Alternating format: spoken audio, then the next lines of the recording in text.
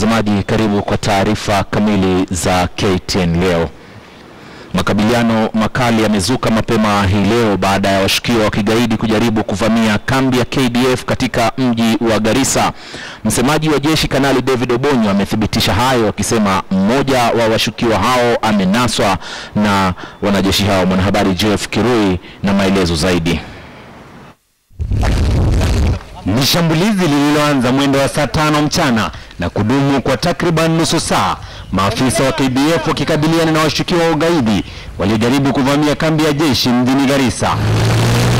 Duru za KTN zinaarifu kwamba watu wawili walianza kuwafyatulia risasi maafisa waliokuwa wakilinda lango la kambi hiyo na makabiliano yakaanza, ambapo mmoja wa washukiwa alijeruhiwa vibaya huku mwenzake hakiepa.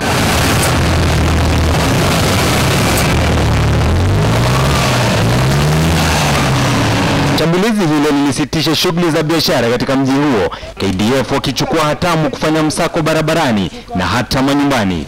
Hakuna chochote kilichosazwa. Mshukiwa aliyejeruhiwa anapokea matibabu katika hospitali moja mjini humo chini ya ulinzi mkali akisubiri kuhojiwa. Shambulizi hili linajiri huku makovu ya shambulizi la chuo kikuu cha Garissa yakiwa yangali yanakumbukwa kote nchini. Jeff Kirui, KTN leo. Katika taarifa nyingine, takriban viongozi 100 wa mrengo wa Jubilee, idadi kuu wakiwa ni wabunge, wametamatisha matayarisho yao ya kusafiri kwenda katika mahakama ya kimataifa ya ICC iliyoko mjini Hague kwa Uholanzi ili kushiriki kikao cha kila mwaka cha wanachama yani ASP. Lengo kuu likiwa ni kuyashurutisha yale mahakama kufutilia mbali kesi dhidi ya naibu wa rais William Ruto pamoja na mwanahabari Joshua Arap Sang ya kupanga na kushiriki machafuko ya ghasia ya baada ya uchaguzi mkuu mwaka 2007 na 2008. Mtazamaji, je, kuna umuhimu wowote wa viongozi hawa wote kuacha majukumu yao ya taifa ili kuhudhuria kikao hicho? Mwanahabari wetu Lofty Matambo anatupa taswira kamili ya mchakato wa kesi hiyo. Chini ya saa 12 kongamano hilo la mataifa wanachama yani Assembly of State Parties ASP mjini Hague, kwanza wabunge, maseneta, wawakilishi wa wadi pamoja na maafisa wa mashirika ya kijamii wananuia kushiriki ili kusukuma mbele ajenda ya ICC kuzifutilia mbali kesi dhidi ya naibu wa rais William Ruto pamoja na Joshua Sang. Jameni, na nyinyi mlikuweko mwaka huo, mliona jina yangu wao ya Mheshimiwa Ruto kwa kura pasi. It is the same code that says they read newspapers. The same code says they read Twitter. They read Facebook. They are influenced by WhatsApp. Wanadai kesi hiyo haina ushahidi tena kutokana na mashahidi kujiondoa na wengine kubatili kiapo chao cha awali, wakishikilia kwamba sehemu ya 68 ya mkataba wa Roma inawalinda watuhumiwa na mashahidi na hivyo basi ushahidi wao haupaswi kutumika tena. They know they are trying to work with local NGOs when you work in this country, watu ambao hawajachakuliwa na mtu yoyote, na tukipoint out those issues, now they are feeling the pinch because they are doing that in collusion, not looking for the rights and the truths for the people of Kenya. Lakini je, msafara huu ambao si mara ya kwanza kujipeleka Hague, mara hii utakuwa na umuhimu wowote? Seneta wa Nandi Stephen Sang ni miongoni mwa wanaosafiri. This will be an opportunity for us to voice those concerns, and of course if the Assembly of State Parties will not take in our concerns, as a country, as a people, we reserve our right. Hata hivyo, mahakama ya ICC imeionya Kenya mara kadhaa kuingiza siasa katika kesi hiyo. If you talk about the oversight mechanism, it is provided for under the Rome Statute. If you talk about Amendment Rule 68, we were part and parcel of that amendment process. We had commitments, we had assurances on how it was going to apply. What did we get as a country? Siasa za usaliti nazo zingali zinaendelea kuchukua mstari wa mbele kwenye kesi ya Ruto na Sang. Eliud Masengo amejitokeza hii leo huko Nandi akidai kwamba gavana wa Nandi Cleophas Lagat alimuomba atoe ushahidi wa uongo kwamba Senator Stephen Sang ambaye ni miongoni mwa wanaosafiri kwenda Hague aliwanunua na kuwafunza mashahidi ili wamtie hatiani Ruto na Joshua huko ICC. Because of the political rivalry he invited me to an hotel in Eldoret here and told me clearly that let us fix the senator because he's pushing me too much. And by doing that, he promised me a job as a political advisor in his office in Nandi County, and he even promised me cash. Huku viongozi wanaosafiri Hague wakishikilia kwamba gharama za usafiri na malazi yao ni za mifuko yao, kipengele cha kuziacha afisi zao za umma kwa siku 7 bila huduma huenda hawajakizingatia. Huku tayari ripoti ya kura ya maoni ya shirika la Infotrack ikionyesha kwamba Mkenya haridhishwi na jinsi serikali tawala inavyoendesha nchi. Go to the public because we are tired with this fixing. Our Nandi people have been fixed from the word go. Bensouda naye anasema kwamba washtumiwa na wawakilishi wao wakutane kizimbani na wala sio kikaoni. Lofty Matambo, KTN leo, Nairobi. Na mtazamaji, ikiwa tayari ule msimu wa mvua umeingia na katika sehemu kadhaa hapa nchini hii leo ama tangu jana zimekuwa zikishuhudia mvua kubwa zaidi. Mamia wakazi wa kijiji cha Maembeni eneo la Ahero ikiwa ni kaunti ya Kisumu huku wameachwa bila makao mtazamaji baada ya mto Nyando kuvunja kingo zake mapema hii leo nyakati za asubuhi. Mto huo haukosi kuvunja kingo wakati mvua zinaponyesha na mara nyingi huathiri makazi na shughuli za wenyeji walio karibu na sehemu hiyo. Vile vile baadhi ya watu makazi yao yameharibiwa huku kilimo cha mifugo na hata kilimo cha mimea kikiathirika pakubwa kutokana na mafuriko hayo ambayo tayari yameingia mitaani. Na katika taarifa nyingine, kulikuwa na vurugu katika kijiji cha Keses kilichoko karibu na chuo kikuu cha Moi mjini Eldoret, kaunti ya Uasin Gishu baada ya dada watatu kutofautiana hadharani kuhusu shamba ambalo wamerithi kutoka kwa baba yao. Ndugu hao walidai kuwa mmoja wao alikuwa ameuza sehemu ya shamba hilo kwa mwekezaji wa kibinafsi. Gladys Mungai na taarifa zaidi. Damu ni moja lakini hoja si sawa, na ndio sababu kina dada hawa walizua vurugu na kusitisha shughuli za usafiri katika eneo hili, huku madereva wa matatu wakilazimika kuacha kazi zao na kuja kushuhudia sinema hii. Kuna shamba ya kuuza na sio yake, ni yake tu ya kulisha watoto. Hata mimi nikapewa yangu, kila mtu ya kwa familia alipewa shamba ya kulima na kunini na kusomesha watoto na kukula. Sasa yeye kwa nini yeye analima hii shamba na kusomesha watoto? Kama sisi tungekataza yeye asilime, makosa ingekuwa yetu. Lakini maneno ya kuuza ya kufanya nini hakuna. Alime shamba mpaka huko. Hapa na karibu yaka 100 ya kulima. Kwa nini bana lima? Nancy Talai na Margaret Talai wanadai kwa dada yao ameuza shamba hilo kinyume na agizo la baba yao. Wameninyanyasa mpaka dakika ya mwisho. Ndio wananifukuza nje, wananitoa nje, wanasema ati hatuna share hapa. Anayetuhumiwa amekanusha madai hayo huku akidai kuwa alichukua hatua hiyo ya kukodisha shamba hilo ili kukimu mahitaji ya wanawake haswa ile ya kielimu, akidai kuwa yeye ni mjane na hana wa kumtegemea. Imedaiwa kuwa dada hao wawili wamekuwa wakimhangaisha mwenzao huku akimtaka kurudi kwao baada yake kumpoteza mumewe. Nalipa school fees hawa na ninalishia watoto. Sina kazi, asa wido sina kazi. They say we have sold the land of your meeting. Yes. Na mwanamke huyo ametoa wito kwa serikali kutuagiza shamba lake kuguswa na mtu yeyote, wakitaja kuwa tegemeo lake la kuwalea wanawe liko kwenye shamba hili. Gladys Mungai, KTN News. Na mtazamaji, unaendelea kutazama taarifa za KTN leo jioni hii ya siku ya Jumanne, siku ya pili ya wiki. Na pumua kidogo, nitarudi baadaye tuendelee na taarifa zaidi. Usiende mbali. Naam, karibu tena mtazamaji, tuendelee na taarifa. Maafisa wa serikali wale wa kaunti ya Turkana na kutoka pia sehemu ya Sudan ya Kusini walifanya mkutano mjini Lodwar katika kaunti ya Turkana ili kujadili jinsi ya kukabiliana na tatizo la ukosefu wa usalama katika mpaka wa Kenya na Sudan Kusini. Uamuzi huu ulifanyika baada ya ongezeko la visa vya wizi wa mifugo baina ya jamii za Turkana na ile ya Toposa sehemu ya Sudan ya Kusini kusababisha maafa. Agnes Penda na taarifa zaidi. Maafisa kutoka kaunti ya Turkana wakiongozwa na gavana Josephat Nanok na jirani zao kutoka jimbo la Equatoria nchini Sudan Kusini walikutana mjini Lodwar ili kutafuta suluhu ya visa vya utovu wa usalama baina ya wenyeji wanaishi katika maeneo ya mpaka wa nchi hizo mbili. Kulingana na gavana Nanok, wenzao kutoka jimbo la Eastern Equatoria Sudan Kusini wametekeleza mashambulizi dhidi ya Waturkana. Wakati wa mkutano huo ulipokuwa ukiendelea, shambulizi jingine lilitekelezwa ambapo watu wawili waliaga dunia. We've agreed to ask our people, both the Turkana and the Toposa,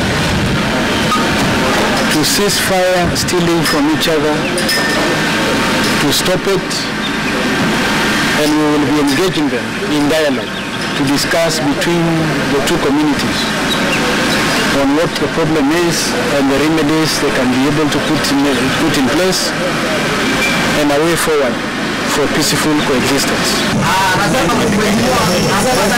Pengine kuashiria changamoto za kukomesha uhasama mpakani, wapiganaji kutoka Sudan Kusini pia wakishambulia kituo cha polisi wiki jana na kumjeruhi afisa wa GSU. Bullets were just sprayed to the camp.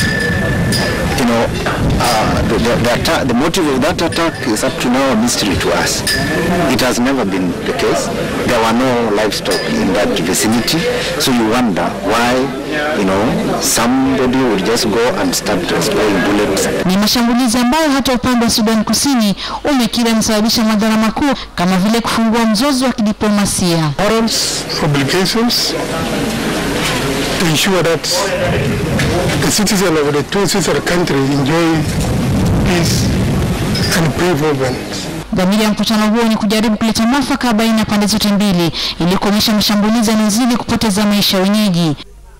Hata hivyo, licha ya mazungumzo kama hayo kufanywa mapema mwaka huu, imedaiwa kuwa pande hizo mbili hazijafikiana katika kutekeleza mapendekezo yaliyotolewa awali. Wenyeji wametaka serikali hizo kuhusisha wenyeji wa pande hizo mbili ili kupata mwafaka kwa upesi. Agnes Penda, KTN. Na katika taarifa nyingine, mtazamaji, kuhusiana na hali ya mvua na mafuriko humu nchini ni kwamba watu 5 wameripotiwa kufariki katika kaunti ya Narok baada ya jumba yao kufunikwa ama kuangukiwa na udongo kufuatia maporomoko yaliyotokana na mvua kubwa katika maeneo hayo ya kaunti hiyo. Kwingineko, mvua pia imesababisha wengi kuachwa bila makao katika kaunti ya Meru. Huu hapa mkusanyiko wa taarifa za nyanjani na Agnes Penda. Familia moja katika kaunti ya Narok waliangukiwa na nyumba yao kufuatia mvua kubwa inaonyesha. Kisa hicho kimeripotiwa katika eneo la Nakishoni ambapo yadaiwa vijana na watoto hawa familia moja walikuwa wamelala. Kwa mujibu wa mkuu wa kaunti ndogo ya Narok Kusini, Justus Musau, vijana hao na watoto walikuwa wakati wa umri wa miaka 4 na 23. Chifu wa eneo hilo John Seu amesema kwamba jiji hicho kimekuwa kishuhudia maporomoko ya udongo hapa na pale tangu mvua ianze kunyesha. Miili ya watoto hao sasa imepelekwa katika hifadhi ya maiti katika hospitali kuu ya kaunti mjini Narok. Kwingineko, mwanamke wa umri wa miaka 21 mjini Voi amepoteza uhai wake baada ya kusombwa na mafuriko. Kisa hicho kilitokea katika kijiji cha Mangu. Akithibitisha kisa hicho, SPD wa Voi Joshua Lutukai amesema kuwa wenzake mwanamke huyo walishindwa kumwokoa kutokana na maji hayo yaliyokuwa kasi mno. Mvua kubwa imesababisha madhara makuu katika kaunti ya Taita Taveta, huku mafuriko yakisababisha misongamano ya magari katika eneo hilo la Mangu kwenye barabara kuu ya Nairobi Mombasa. Malori mawili pia yamesombwa na maji hapo jana, huku baadhi ya barabara kati ya miji ya Voi na Kasigau zikiwa zimesombwa na maji. Kutoka Nairobi kujao Mangu tukakuta maji mingi kabisa, hatukuwa tunaona hiyo maji kabisa gani. Na maeneo mengine ya kaunti ya Isiolo yamekumbwa na mafuriko tangu mvua ianze kunyesha. Familia moja katika eneo la Barera imeachwa bila makao baada ya makazi yao kuja maji. Familia hiyo imelazimika kuomba chakula kutoka majirani ili kujistiri baada ya kupoteza kila kitu kwenye mafuriko. Agnes Penda, KTN leo. Na mtazamaji, unaendelea kutazama taarifa za KTN leo, na popote pale ulipo katika sehemu hii ya Kenya, mjua kwamba ule msimu wa mvua ndio umeingia na inashuka ni bila kupisha hodi. Kwa hiyo tunaomba tu uwe makini, na iwapo unaishi nyanda za juu basi jaribu uwe katika nyanda za chini, maana maporomoko nayo huwa hayakosekani wakati mvua kubwa inapoendelea kunya. Mtazamaji, unaendelea kutazama taarifa za KTN leo. Tutarudi baadaye tuendelee na taarifa za michezo. Kumbuka pia leo tutakuwa na mahojiano tukiangazia mswada fulani ambao unatazamiwa kuleta mabadiliko katika sheria za wanahabari kupokea taarifa. Usiende mbali.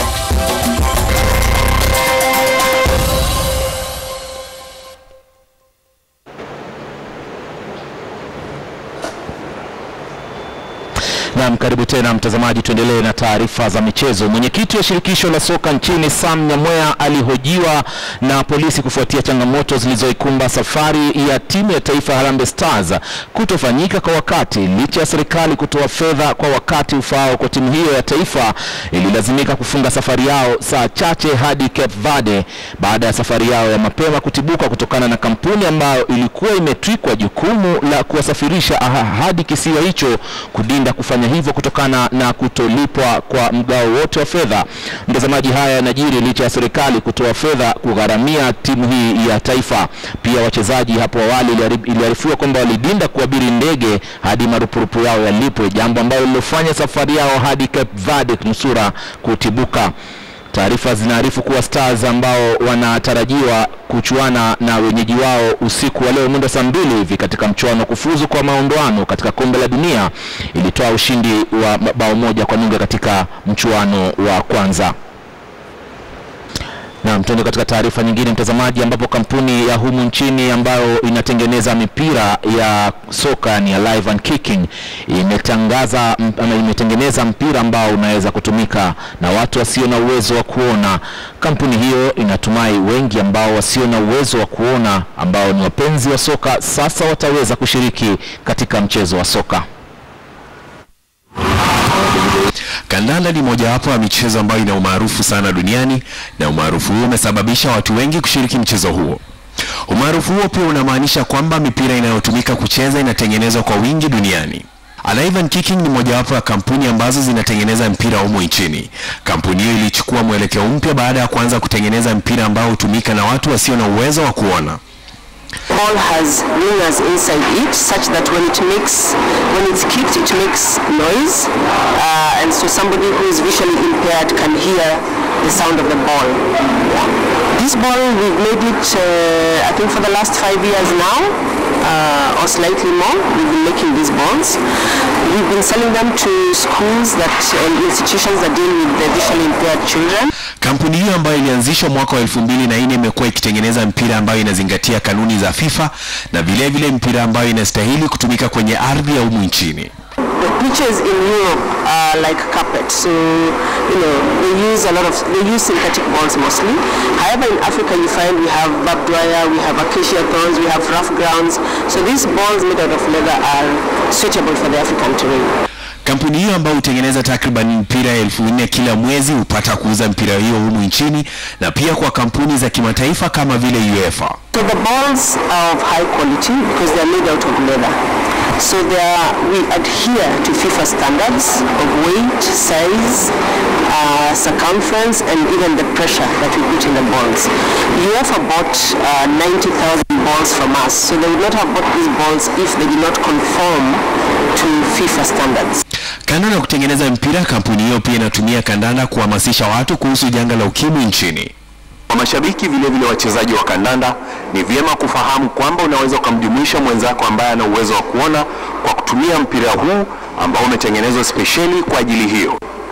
Robinson Okenye, KTN Michezo. Na hatimaye kwenye riadha mtazamaji, zile mbio za wakulima maarufu kama Ziwa Farmers za kilomita 10 zimezinduliwa mapema leo katika kaunti ya Uasin Gishu. Mbio hizi zilizinduliwa na aliyekuwa mwanariadha ambaye amebobea enzi zake Kipchoge Keino. Mbio hizi zitaandaliwa tarehe 12 mwezi wa Disemba na zitajumuisha vitengo vya kilomita 10 na kilomita 5.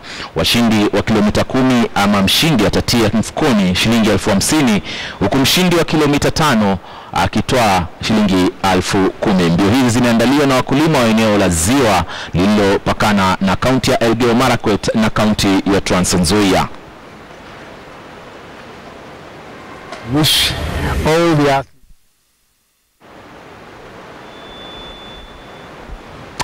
Na mtazamaji, basi kabla ya kutamatisha taarifa za KTN leo, pata taarifa za utabiri wa hali wa anga ili tupate kujua namna kesho hali itakavyokuwa katika baadhi ya miji.